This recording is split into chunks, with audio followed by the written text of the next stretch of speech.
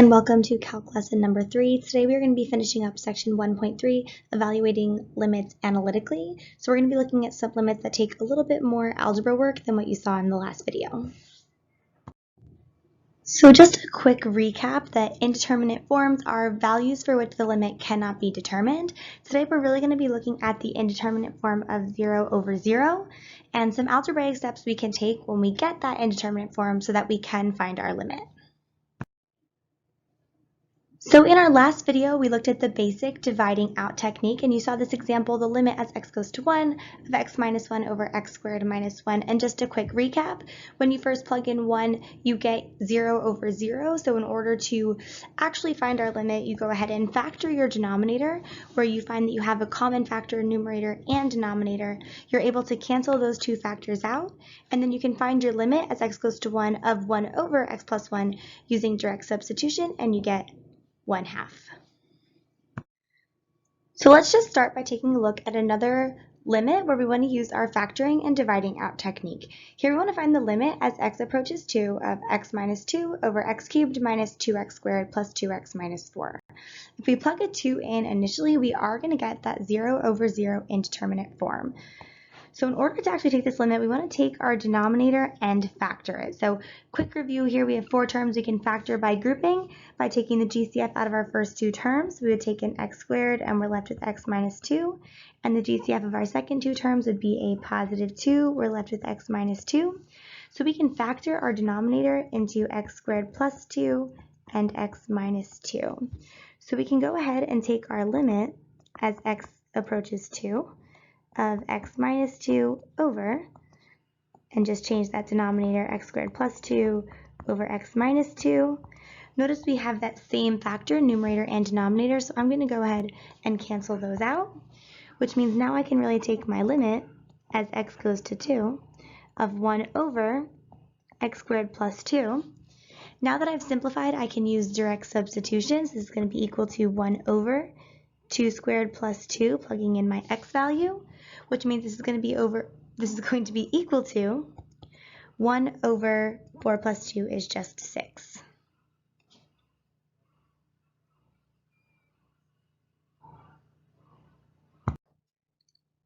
Okay, so now we want to start to look at some more exciting looking problems. So in example 3 here, we want to find the limit as t goes to 0 of the square root of t squared plus 9 minus 3 all over t squared. So direct substitution does give us a denominator of 0. So before we can find this limit, we need to rationalize. And usually we're used to rationalizing our denominator, but in this case we have our square root in our numerator. So now we're actually going to be rationalizing our numerator. We're going to rationalize the same way that we've been rationalizing by multiplying by the conjugate. So notice the term that we're trying to rationalize here is the square root of t squared plus 9 minus 3. So we're going to multiply by the square root of t squared plus 9 plus 3 over itself. When we do that, our numerator, just like we would rationalize before, we have the multiplication of 2 binomials in our numerator. So we can FOIL those, or we can square the first and then square the last, because we are creating a difference of 2 squares. When you square the square root of t squared minus 9, your square root goes away, so we're just left with t squared minus 9, and then 3 times 3 gives you 9. So notice how our radical is completely gone in our numerator. In our denominator, we just have t squared times that conjugate, square root of t squared plus 9 plus 3. From here, we can simplify our numerator. Our 9's cancel. We're just left with t squared. And then conveniently, these t squared numerator and t squared denominator are going to cancel each other out. So now the limit that we want to find is the limit as t goes to 0 of 1 over the square root of t squared plus 9 plus 3.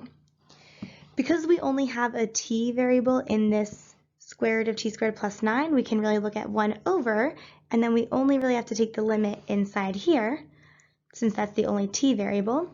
Plugging in a 0 for t, we would get the square root of 9 is just 3, so this limit works out to be 1/6.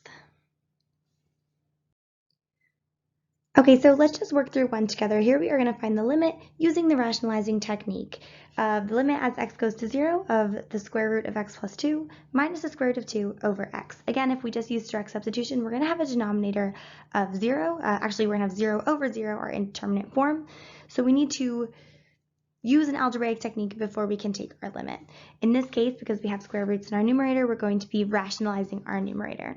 So I'm going to take this square root of x plus 2 minus square root of 2 over x, and I'm going to rationalize it by multiplying by the conjugate, which in this case is the square root of x plus 2, change the sign to plus square root of 2 over itself.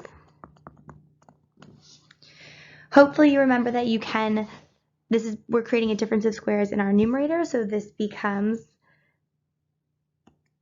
x plus 2 minus 2 over x times the square root of x plus 2 plus square root of 2. Simplifying our numerator, we have x plus 2 minus 2. This just simplifies to x over x times the square root of x plus 2 plus the square root of 2. And just like we saw in that last example, our numerator and denominator have a common factor, which we can now cancel out. So really, to find this limit, we can take the limit as x goes to 0 of 1 over the square root of x plus 2 plus the square root of 2. Again, we only have this one variable, so we're really looking at 1 over the square root of the limit as x goes to 0 of x plus 2 plus the square root of 2. So this is 1 over the limit as x goes to 0 would just be the square root of 2 plus the square root of 2. So this is 1 over 2 root 2. And then we can just actually rationalize that denominator. So we're not going to leave the square root of 2 in our denominator, which we would do here by multiplying by root 2 over root 2. We don't need a conjugate since it's just that one term. So our final answer here works out to be the square root of 2 over 2 times 2, which is just 4.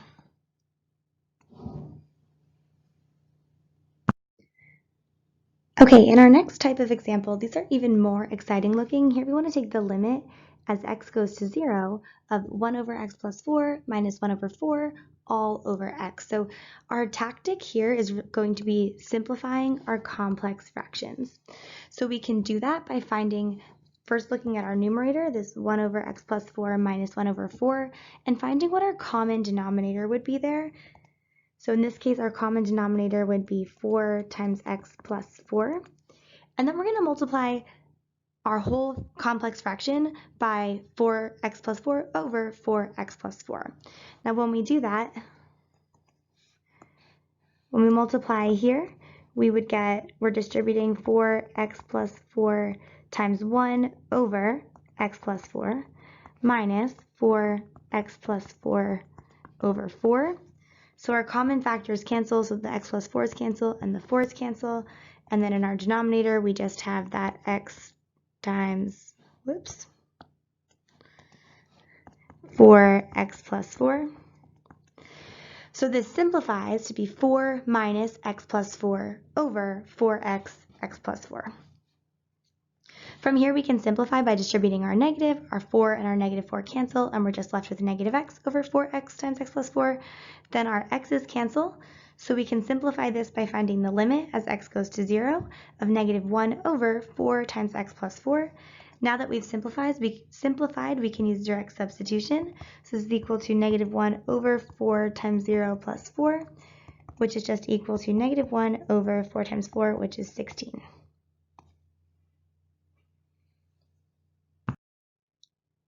Okay, here we go. Let's try one. Here we want to find the limit as x goes to 3 of 1 over x minus 1 over 3 all over x minus 3. Direct substitution gives us 0 over 0 indeterminate form. So in order to solve this problem, we're going to have to simplify our complex fraction. Just like in the last example, we want to find the common denominator of our numerator, which in this case is going to be 3x. So we're going to multiply by 3x over 3x. So what happens in our numerator here is we get 3x over x minus 3x over 3, and that's all over 3x times x minus 3. Common factors cancel, so here our x's cancel, here our 3's cancel. So we're really looking at 3 minus x over 3x times x minus 3. Now here we notice that our factors are almost the same. Here we have positive 3 and negative x, and then in the denominator we have positive x and negative 3. So we can adjust this by factoring a negative out of our numerator. So we can write this as negative 1 times, and we can change both signs, so we get a positive x and a negative 3 over 3x times x minus 3. Now we have a common factor of x minus 3 in the numerator and denominator, so we can cancel them out, which means we can solve this limit by taking the limit as x goes to 3 of negative 1 over 3x. Here we can use direct substitution, so we get negative 1 over 3 times 3, so this limit simplifies to negative 1 over 9.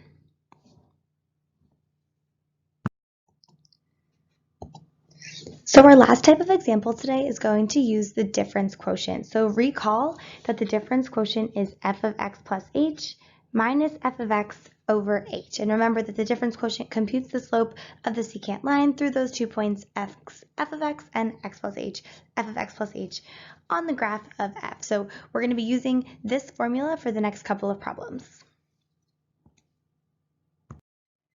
So we're going to start just by looking at a worked example. So here our question is for the function given by f of x equals x squared minus 1. We want to find the limit as h goes to 0 of f of 3 plus h minus f of 3 over h. So when you first start with direct substitution, plugging in a 0 for h, you do get that indeterminate form of 0 over 0. So that's a big hint that we're going to need to do additional algebra. So here we're going to have to factor and divide out. So when we look at f of 3 plus h minus f of 3 over h, right, we get all the way down to this part, 6h plus h squared over h. From there, we want to factor an h out of our numerator so that we can cancel that common factor, numerator and denominator. So then we have the limit as h goes to 0 of 6 plus h, and plugging in a 0 for h, we just get that value of 6.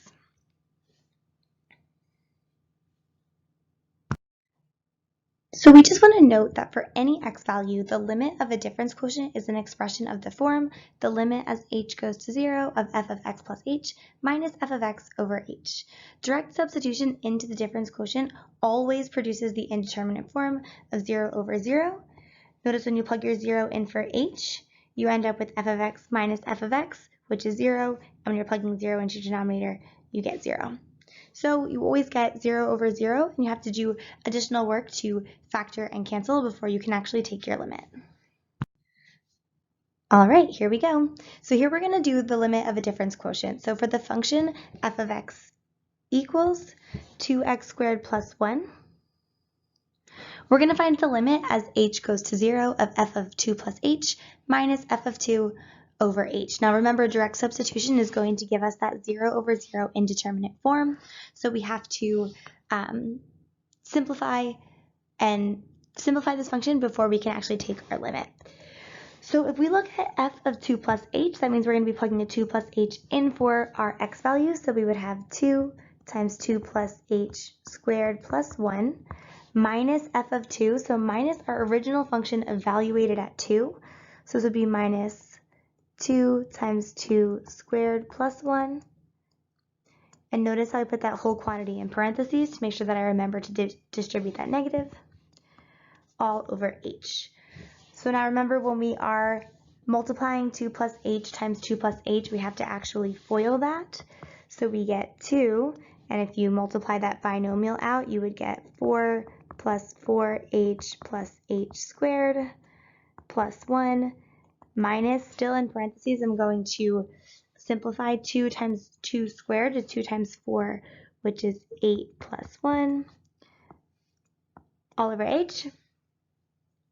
From here, we have to distribute our 2 through this whole term, or through this whole piece.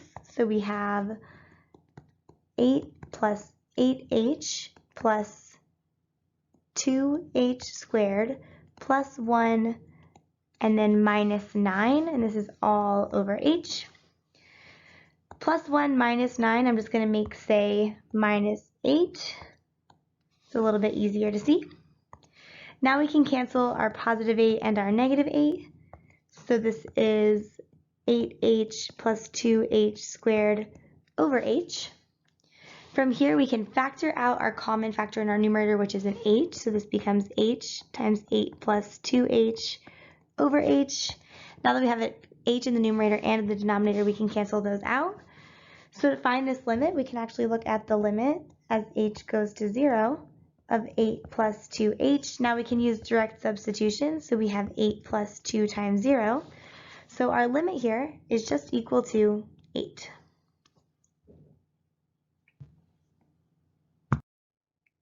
Okay, number 9, final example here, we're going to be looking at the difference quotient.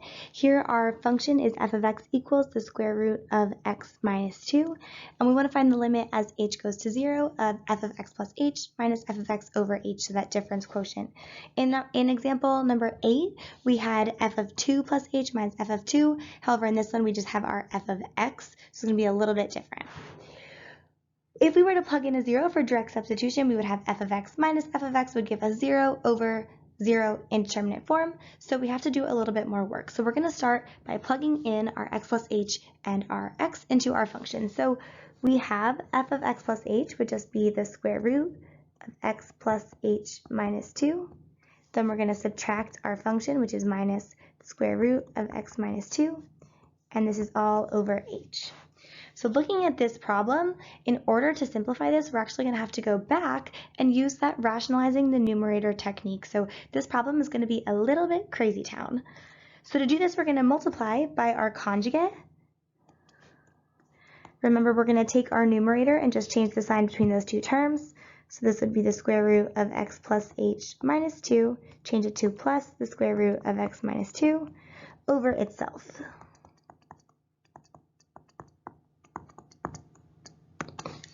Hopefully we're starting to recognize that numerator, we're creating a difference of squares. So we would square the first term, and when you square it, those square roots go away. So we would have x plus h minus 2. It's a difference of squares, so we subtract, and then square the second term, square roots go away. We're left with x minus 2. Over our denominator is just h times the square root of x plus h minus 2 plus the square root of x minus 2. From here, we just want to simplify our numerator, so we have x plus h minus 2, distribute that negative, minus x plus 2, over, and then denominator stays the same, h times the square root of x plus h minus 2, plus the square root of x minus 2. Great things are happening because look in our numerator, we have a positive x and a negative x. We have a negative 2 and a positive 2, which means our numerator has simplified all the way down to just h, and denominator stays the same, h times the square root of x plus h minus 2, plus the square root of x minus 2. Even more good things are happening because we have an h in the numerator and the denominator, so we can cancel out that common factor. So to find the limit of this difference quotient, we can actually look at the limit as h goes to 0 of just 1 over the square root of x plus h minus 2 plus the square root of x minus 2. Again, just like in our previous rationalizing examples, we only have a variable in that one term. So this is just like we're looking at 1 over the square root of the limit as h goes to 0 of x plus h minus 2 plus the square root of x minus 2. So we have 1 over, using direct substitution here, plugging a 0 in, we would still just have x minus 2 in our square roots. We would have the square root of x minus 2 plus the square root of x minus 2. So we can write this as 1 over 2 square root of x minus 2. And then we just don't want to leave that square root in the denominator, so our final step is going to be to multiply by the square root of x minus 2 over the square root of x minus 2. So we can write our actual final answer as the square root of x minus 2 over 2 times x minus 2.